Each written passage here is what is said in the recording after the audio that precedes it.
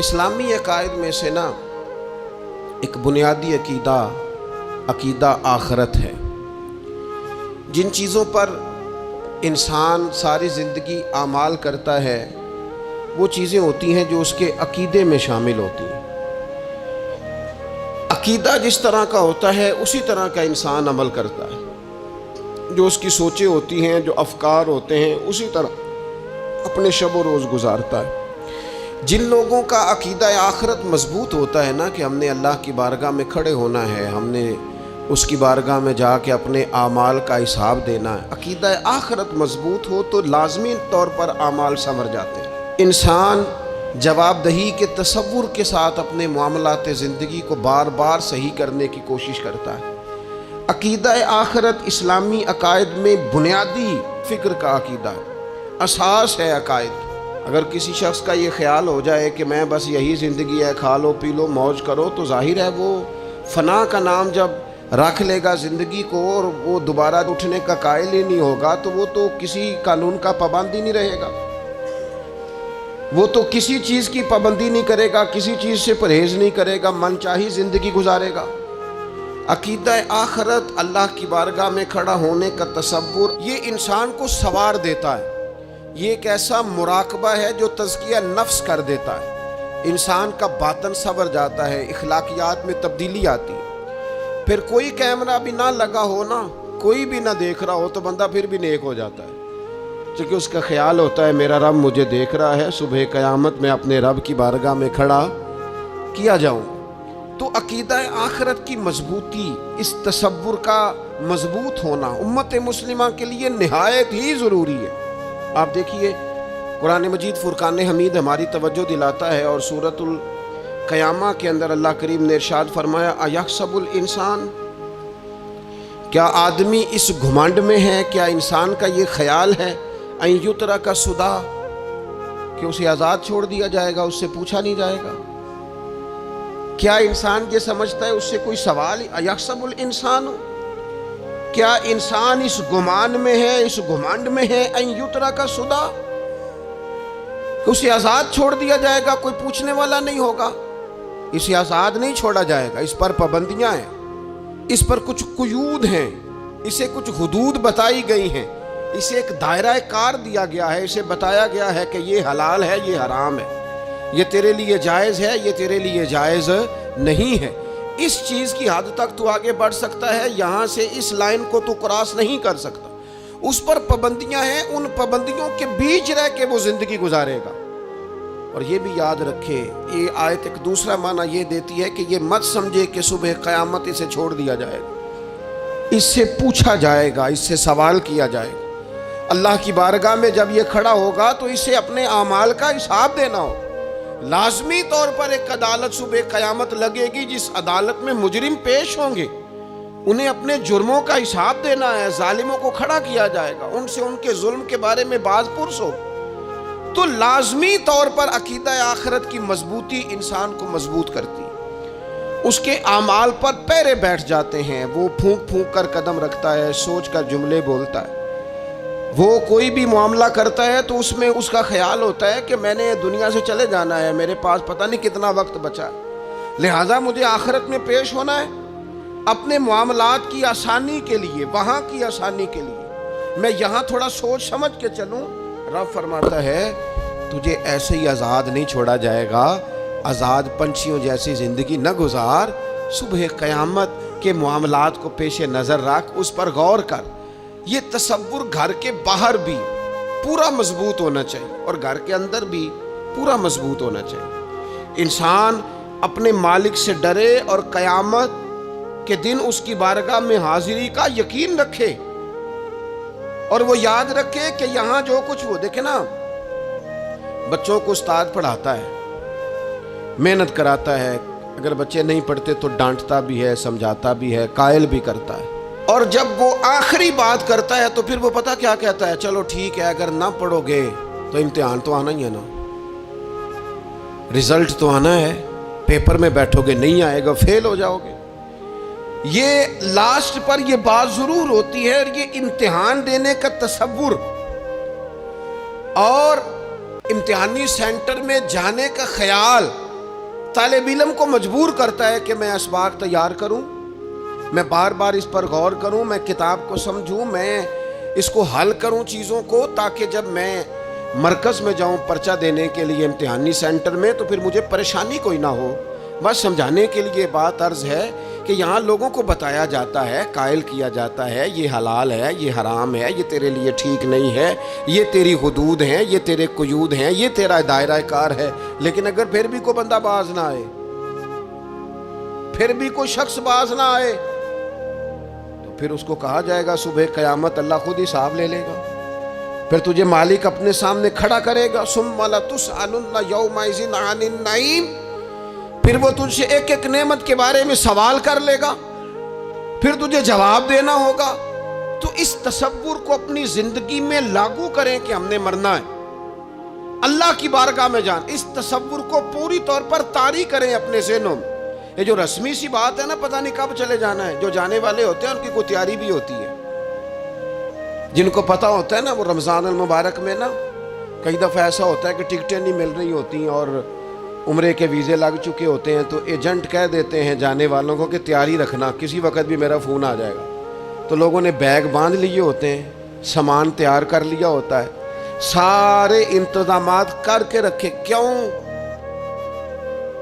कि पता नहीं किस वक्त बुलावा आ जाएगा। तो तू तो रोज़ कहता है पता नहीं अल्लाह की जानिब से किस वक्त बुलावा आ जाएगा। फिर अपनी तैयारी भी तो यार कुछ बताना, मैं भी बताऊं, आप भी बताएं। फिर हम अपने आप से ये भी तो सवाल करें ना कि जहाँ अचानक जाना पड़े उसके लिए तैयारी होती है। हमारी तैयारी क्या है अगर अचानक जाने पड़े उसकी बारगाह, क्या तैयारी?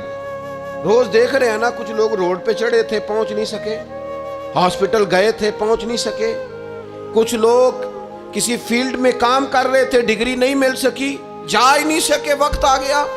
तो अगर वो टाइम आ जाता है उसकी बारगाह में हाजिर होना पड़ जाता है। तैयारी क्या है? नबी पाक अलैहिस्सलाम घर के अंदर अपने घर वालों की तरबियत के लिए और तालीम उम्मत के लिए एक दुआ मांगते थे। हज़रत आयशा सिद्दीक़ा कहती हैं हुज़ूर दुआ मांगते थे, मिशकात में मौजूद है। क्या दुआ थी? अल्लाहुम्मा हासिबनी हिसाबन यसीरा, ऐ अल्लाह ज़रा हिसाब आसान करके लेना। ये हुजूर तालीम उम्मत के लिए दुआ मांगते, अल्लाह हिसाब ज़रा आसान करके लीजिए और मालिक करम फरमाना। तो हज़रत आयशा सिद्दीक़ा रज़ी अल्लाह तआला अन्हा इरशाद फरमाती है, मैंने अर्ज़ किया या रसूल अल्लाह सल्लल्लाहु तआला अलैहि वसल्लम, ये आसान हिसाब का क्या मतलब है? तो हुजूर फरमाने लगे, आयशा आसान हिसाब का मतलब ये है कि रब करीम बंदे के नामा या अमाल पर नज़र डालेगा और फिर अल्लाह तबारक व तआला उससे दरगुजर फरमा देगा। ये आसान हिसाब है। पता मालिक को है इसने क्या किया किया है, पर करीम है ना। अदल करें ते थर थर कंबन, उचियां शाना वाले ते जे फजल करें ते, फिर बख्शे जामन मेरे जय मुंह काले, नजर करेगा फिर माफ फरमा देगा। और हुजूर फरमाते आयशा याद रखो, जिससे उसने हिसाब लिया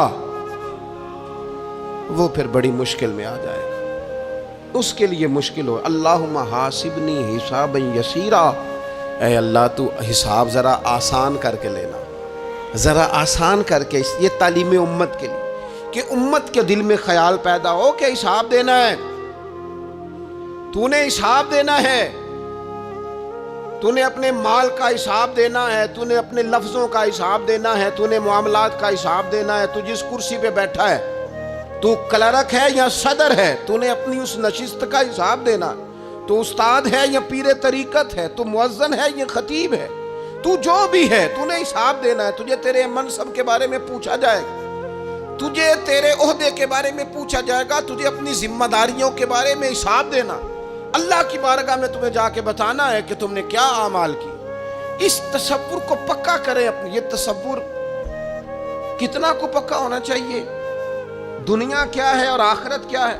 हमारे यहाँ लोगों ने बहुत बड़ा लंबा चौड़ा दुनिया का तसव्वुर बना लिया, कारे जहाँ दराज है, लंबा तसव्वुर, दुनियादारी के लिए लंबी मनसूबाबंदी, दूर दूर तक मैंने ये करना है, फिर मैंने ये करना है, फिर उसके बाद इंशाल्लाह ये कर देना। ये तो आपने 300 साल की प्लानिंग बता दी है, ये तो 300 साल की प्लानिंग बताई। क्या बताएं तुझे ए बाप, क्या कार हाय नुमाया कर गए, बीए किया, नौकर हुए, पेंशन मिली, फिर मर गए। زندگی تو اتنی سی ہے، اتنی لمبی منصوبہ بندی، اس میں آخرت کہاں ہے؟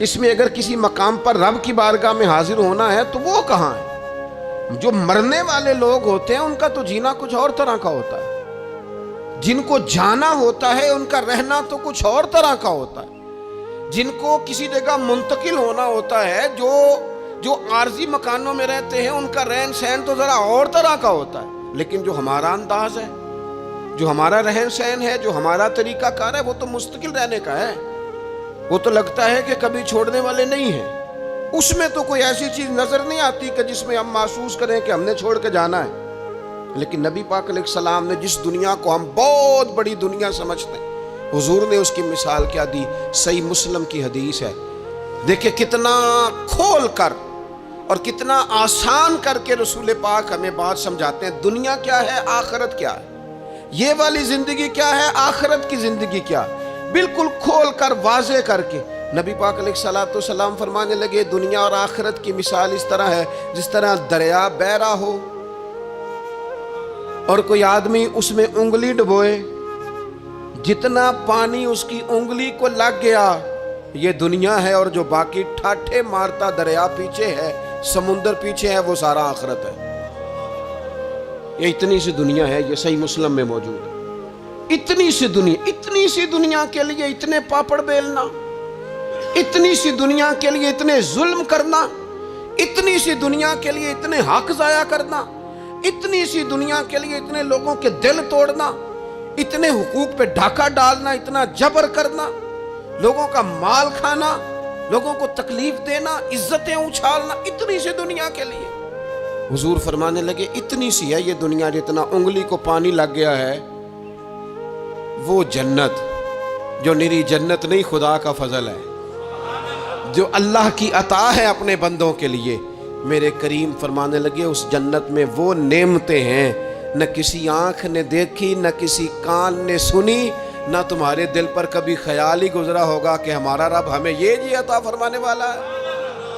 تھوڑا سا نا 24 گھنٹوں میں کچھ ٹائم اپنی آخرت کے لیے، اپنے سارے معاملات کو مرتب کرتے ہوئے کچھ زندگی کے کام اپنی آخرت کے لیے۔ آپ یقین کریں، بچوں سے لے کر بڑوں تک، ان پڑھ سے لے کر پڑھے لکھے تک، ہم نے جس کو اپنے مزاج کے مطابق کم فہم سمجھا اس سے لے کر دانشور تک دوڑ لگ گئی دنیا جمع کرنے کی۔ وہ ایک سوچ حضرت سلطان باہو رحمت اللہ علیہ فرمانے لگے، ہزاروں لوگ ان کی خدمت میں آیا کرتے تھے تو کہتے ہیں رب دا طالب کوئی نہیں ملیا، جو ملیا ہے طالب زردہ ہو، یہ تو دعا کرانے آئے ہیں کہ میرا کاروبار نہیں چلتا، یہ تو دعا کرانے آئے ہیں کہ جناب وہ میرا جو ہے وہ فلانا کیس سلجھ گیا۔ رب دا طالب کوئی نہ ملے، کوئی ایسا تو آتا جو کہتا میری اس سے ملاقات کرا دے، کوئی طریقہ بتائے مالک معرفت کیسے دیتا ہے، کوئی تو ایسا آتا جو کہتا کہ آؤ نہ کچھ باتیں درد کی کریں، کچھ عشق رسول کی تم کرو، کچھ محبت مصطفیٰ کی میں کروں۔ کچھ ایسے آتے جو کہتے آؤ نہ کوئی ذکر چھیڑے صدیق اکبر کا، کوئی بات کریں سیدنا فاروق اعظم کی، کچھ تذکرے ہو جائیں عثمان غنی کے، تھوڑی دیر ہو نہ جائے مولا علی کا تذکرہ۔ کچھ لوگ ہوتے نا ایسے جو اس طرح کے ہوتے، لیکن وہ ہر وقت دنیا داری، ہر وقت اچھا کہیں اکتاتے بھی ہیں نا، تھک گئے کاروبار کر کر کے، کہیں اکتاتے بھی ہیں تو کرتے کیا ہیں، سیر کرنے چلے جاتے ہیں۔ میں جی بور ہو گیا ہوں کام کرتے کرتے، چلو میں اب ٹھنڈے علاقے میں چلتا ہوں۔ کبھی تو ایسا ہونا تو کہے میں نے بچوں کو بھی وقت دیا ہے، دوستوں کو بھی دیا ہے، یاروں کو بھی دیا ہے، صحت کو بھی دیا ہے، میں نے ٹائم اپنے شوق کو بھی دیا ہے، اب میں کسی کو ٹائم نہیں دوں گا، یہ چند گھنٹے میں صرف رب رسول کی بارگاہ میں حاضری دوں گا۔ تو ذرا جم کے قرآن پاک پڑھے، تو ذرا ذوق سے درود پاک پڑھے، تو ذرا شوق سے میرے محبوب کی نعت سنے، تو سارا زمانہ بھول جائے اور تو رج رج کے دعا مانگے، اپنے رب کی بارگاہ میں اپنی پریشانیاں عرض کرے، اپنے اندر کی کیفیت بیان کرے، دل جو سخت ہو گیا ہے، ذہن جو سخت ہو گیا ہے، جو طبیعت میں وہ نورانیت نہیں آ رہی، اس کی تو بات کرے، تو اپنے رب کی بارگاہ میں معافی کا سوال کرے، تو اس سے قیامت کے دن درگزر کرنے کے لیے عرض کرے، کچھ تو ایسا ٹائم نکلے۔ لیکن دوستو ہم تو بالکل الجھتے ہی جا رہے ہیں۔ وہ معاملات زندگی ہیں کہ ختم ہی نہیں ہو رہے، شوق ہیں کہ ختم ہی نہیں ہو رہے، باتیں ہیں کہ بڑھتی چلی جا رہی ہیں۔ دور گزر گیا جب لوگ کہتے تھے کہ کوئی درود پاک بتائیں جس سے سرکار راضی ہو۔ ایک کی مسئلہ ہے، کام نہیں چلتا۔ ایک صاحب آئے، کام نہیں چلتا۔ میں نے کہا سورہ واقعہ پڑھا کریں۔ کہتے ہیں حضرت میں بڑی دیر سے پڑھ رہا ہوں۔ میں نے کہا چلیں کچھ صدقات دے کے دیکھ لیں۔ کہنے لگے بڑی دیر سے دے رہا ہوں۔ میں نے انہیں ایک اور وظیفہ بتایا، کہنے لگے یہ بھی مجھے کسی نے بتایا تھا، بڑی دیر سے کر رہا ہوں۔ تو میں نے انہیں کہا پھر میری ایک ناقص رائے یہ ہے کہ سارا کچھ کرنے کے بعد اگر ابھی تک پھر بھی آپ سمجھ رہے ہیں نا آپ کی مرضی کے مطابق آپ پر دروازے نہیں کھل رہے، پھر آپ صبر کریں، جو میرا رب چاہتا ہے اس پہ راضی رہ کے دیکھیں، پھر ذرا راضی رہ کے دیکھیں، پھر دیکھیں کہ مالک کا فیصلہ کیا ہے۔ وہ آپ کے حق میں کوئی رحمت والا فیصلہ ہی فرمائے گا، پھر ذرا انتظار کر کے دیکھیں، پھر ذرا صبر کر کے دیکھیں۔ پھر وہ کہتا وَبَشِّرِ الصَّابِرِينَ، محبوب یہ جنہوں نے صبر کیا ہے انہیں میری رحمت کی خوشخبری سنا دو۔ پھر وہ کہتا ہے باقیوں کے پاس مال ہوگا، دولت ہوگی، اقتدار ہوگا، بڑا کچھ ہوگا، ان اللہ مع الصابرین، صبر کرنے والوں کے ساتھ رب کریم ہوگا۔ پھر ذرا ٹھہر ہی جائیں، پھر تھوڑا حوصلہ ہی کر لیں، پھر اس کے فیصلے کا ذرا انتظار کر کے دیکھیں۔ ہم نا من چاہیے زندگی کے پیچھے پریشان ہیں اپنی آخرت کے، اور آخرت کرتی کیا ہے؟ جب آپ کا آخرت پر یقین پکا ہو جاتا ہے نا، پھر لازمی طور پر انسان کے اعمال سنورتے ہیں۔ آپ یقین کریں سنورتے ہیں، 100% سنورتے ہیں۔ آپ آخرت پر جتنا یقین، حضرت عمر کا آخرت پر یقین پکا تھا نا، دنیا میں مکان ہی کوئی نہیں بنایا، پکا تھا۔ سیدنا مولا علی شیر خدا امیر المومنین بھی ہو گئے تو طامت پھر بھی پھٹی ہوئی تھی، پکا یقین تھا نا کہ اللہ نے ہمارے لیے آگے بڑی نعمتیں تیار کی ہوئی ہیں۔ حضور نے آ کے فرمایا تھا نا کہ عمر میں تیرا گھر دیکھ آیا ہوں جنت میں، یقین پکا تھا نا بڑا کچھ ملنے والا ہے۔ تو جن لوگوں کا پکا ہونا کہ میرا دیس میں گھر ہے، وہ پردیس میں بلڈنگیں نہیں بنایا کرتے، ان کو پتا تھا کہ ہمارے دیس میں گھر بنے ہوئے ہیں، لہٰذا یہاں وہ کسی پریشانی کا شکار۔ اور دوسرا، جب بندے کا آخرت پر یقین پکا ہو جاتا ہے نا، ایک بات آپ نے ضرور ذہن میں رکھنی ہے۔ ہمارے محدثین نے لکھا ہے جس بندے کا صرف دنیا داری میں جینے کا مزاج ہو جاتا ہے نا، وہ بزدل ہو جاتا ہے، اور جس کا خیال ہوتا ہے نا زندگی عارضی ہے، صبح قیامت دوبارہ اٹھوں گا، وہ بندہ بہادر ہو جاتا ہے۔ جس کا خیال ہے نا یہی کچھ ہے، کھا لو پی لو بس، یہ زندگی ختم ہو گئی تو ختم ہو گئی، مر گئے تو مر گئے، ختم ہو گئے، فنا ہو گئے، ان لوگوں کا مزاج بزدلانہ ہو جاتا ہے، جرت مند نہیں رہتے۔ اور جن کا یہ خیال ہوتا ہے نا مرنے کے بعد بھی اٹھنا ہے، ایک نئی زندگی اللہ عطا کرے گا، وہ لوگ پھر موت سے گھبراتے نہیں، انہیں مرنے سے ڈر نہیں لگتا۔ پھر موت کا لفظ کوئی بندہ سنا کہ انہیں بلیک میل نہیں کر سکتا، وہ بندے طاقتور ہو جاتے، باہمت ہو جاتے۔ حضرت جابر بن عبداللہ فرماتے ہیں، بخاری میں حدیث ہے، فرماتے ہیں ایک احد والے دن نا ایک صحابی کھجور کھا رہے تھے، تو کھجور کھاتے کھاتے انہوں نے نبی پاک صلی اللہ تعالیٰ علیہ وسلم کی خدمت میں عرض کی، حضور اگر میں آج شہید ہو جاؤں تو کہاں جاؤں گا؟ تو محبوب فرمانے لگے میرا رب اپنے فضل سے تجھے جنت عطا کرے گا۔ حضرت جابر بن عبداللہ رضی اللہ تعالیٰ عنہ فرماتے ہیں اس بندے نے کیا کیا، اس نے نا کھجور جتنی کھا لی تھی کھا لی، باقی نکال دی منہ سے، تلوار لی، میدان میں گئے، شہید ہو گئے۔ سبق ہمیں کیا دیا؟ کہنے لگے جب مرتے ہی اللہ تعالیٰ جنت عطا کرے گا، پھر کھجور کھاتے کھاتے رہنے والی دیر بھی کیوں کرنی ہے؟ پھر چھوڑو، جنت میں جا کے اللہ کے دیے ہوئے انعام کھائیں گے۔ کھجور کھانے کی بھی دیر برداشت نہیں کی۔ یہ آخرت کا اجر، آخرت میں رب کی بارگاہ میں کھڑے ہونے کا تصور بندے کو طاقتور کر دیتا۔ وہ بزدل، اقبال کیا کہتے ہیں؟ اقبال کہتے ہیں موت کو سمجھے ہیں غافل اختتام زندگی، یہ ہے شام زندگی، پھر صبح دوام زندگی۔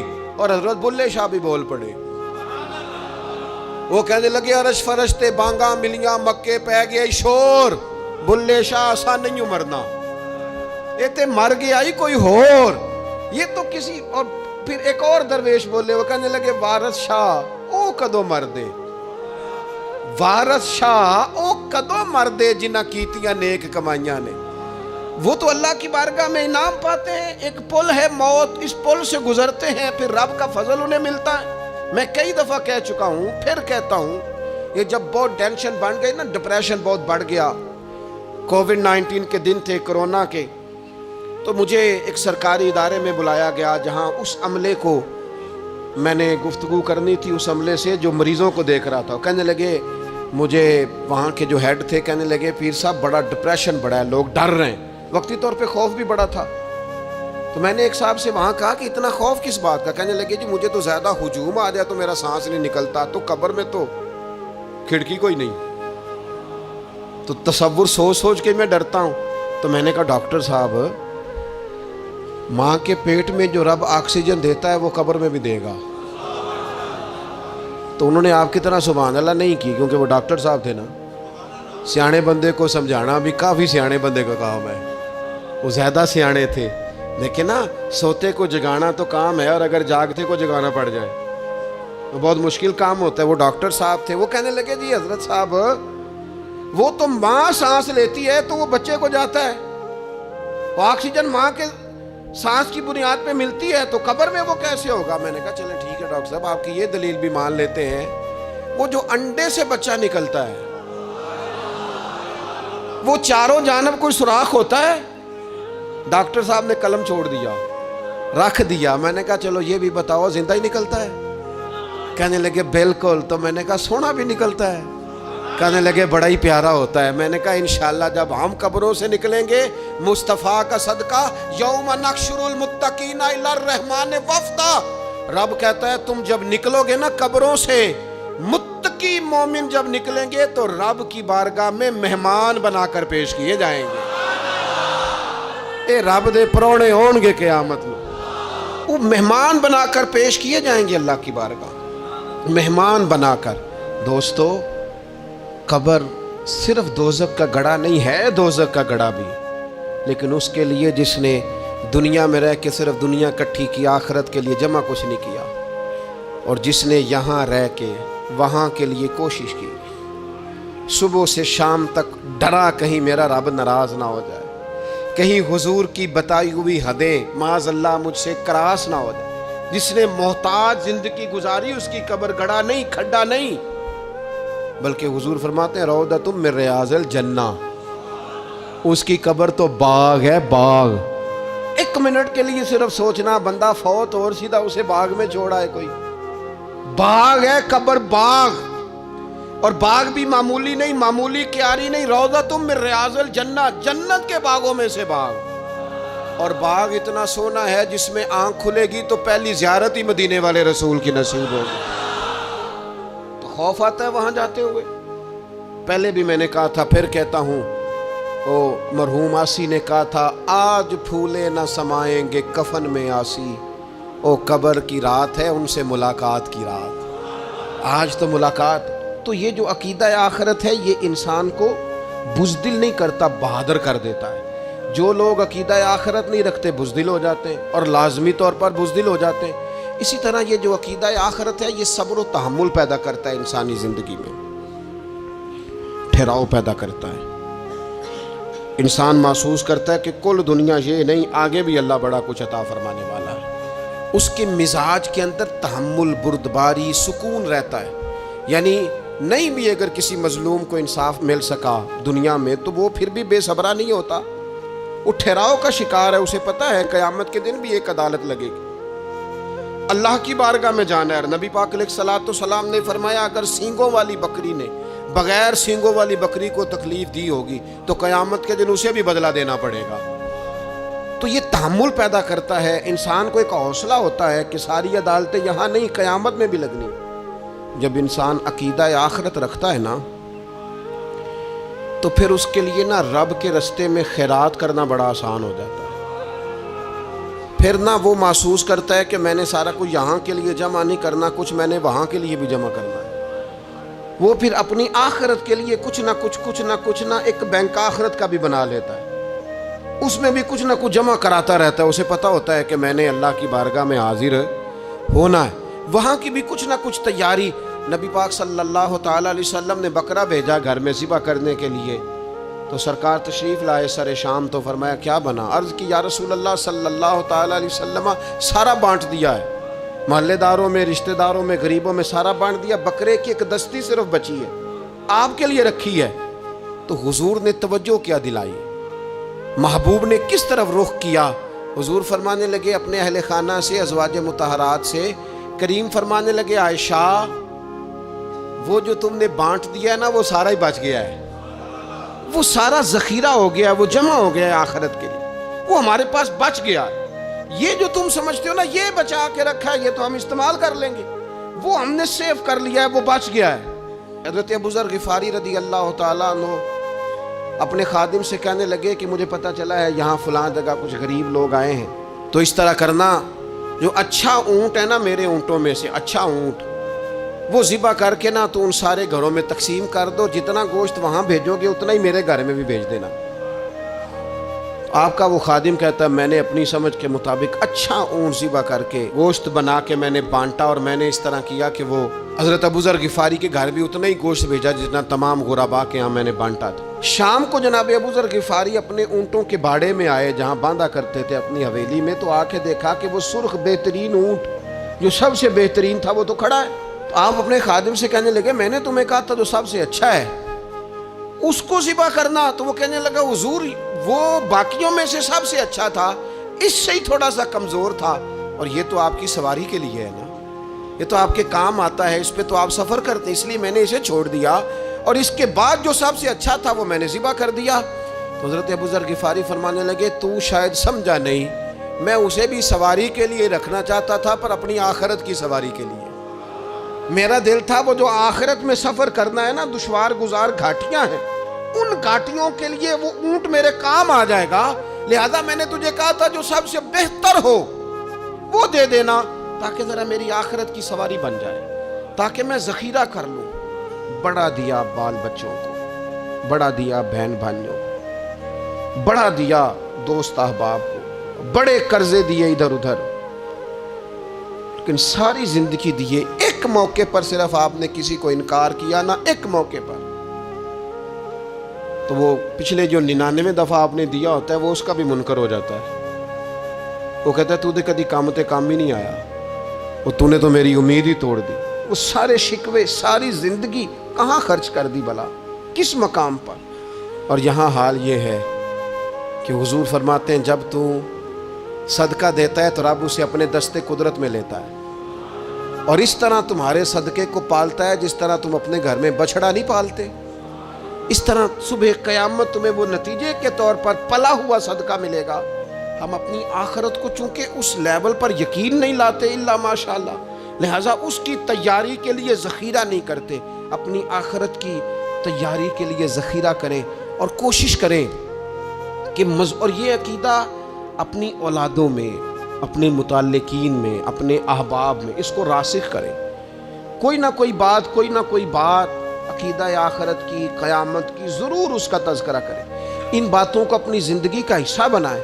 اگر عقیدہ آخرت نہ ہو تو دنیا کی ساری چیزیں ویسے ہی لوگوں کو عجیب لگنے لگ جائیں، اگر کوئی قیامت ہی قائم نہ ہو تو مظلوم رہ گیا، ظالم نے تو پھر ظلم ہی کمایا، وہ تو پھر دندناتا پھرے گا۔ تو رب کہتا ہے اَيَحْسَبُ الْإِنسَانُ أَن يُتْرَكَ سُدًى، کیا انسان سمجھتا ہے کہ اسے یوں ہی چھوڑ دیا جائے گا، کوئی اسے آزاد ہی چھوڑ دیا جائے گا، کچھ پوچھا ہی نہیں جائے گا؟